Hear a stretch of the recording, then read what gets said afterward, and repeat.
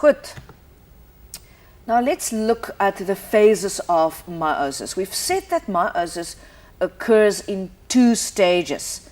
Meiosis 1, or a first division, and meiosis 2, or a second division. If we can have the pictures again, let's have a look. Remember, when we have a cell, there is a nucleus with its nucleolus.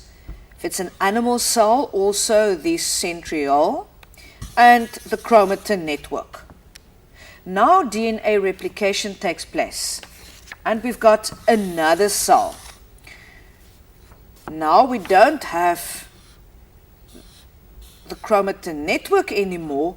The chromatin network starts to shorten and to break up into individual chromosomes. The nuclear membrane starts to disintegrate. The nucleolus disintegrates. The centriole duplicates itself, start to move to opposite poles, the 2 centrioles, with cytoplasmic threads. In other words, threads of cytoplasm, which we call the spindle, the spool, the spindle. And this is a spindle thread. En jy moet byvoorbeeld weet wat hierdie strukture is. Dis 'n centriole, 'n centriole. En wanneer jy 'n skets gaan kry, en jy kry 'n skets waar die kromosome reeds sigbaar is, and you've got your centriole there, for instance, where the spindle is forming, please, this is a cell membrane then, not the nuclear membrane. Why? The nuclear membrane, remember, by this stage, have already disappeared. Nou wat interessant is dat die kernplasma raak effens meer in 'n gel vorm, sodat die kromosome nou nie elkeen in sy eie rigting gaan nie.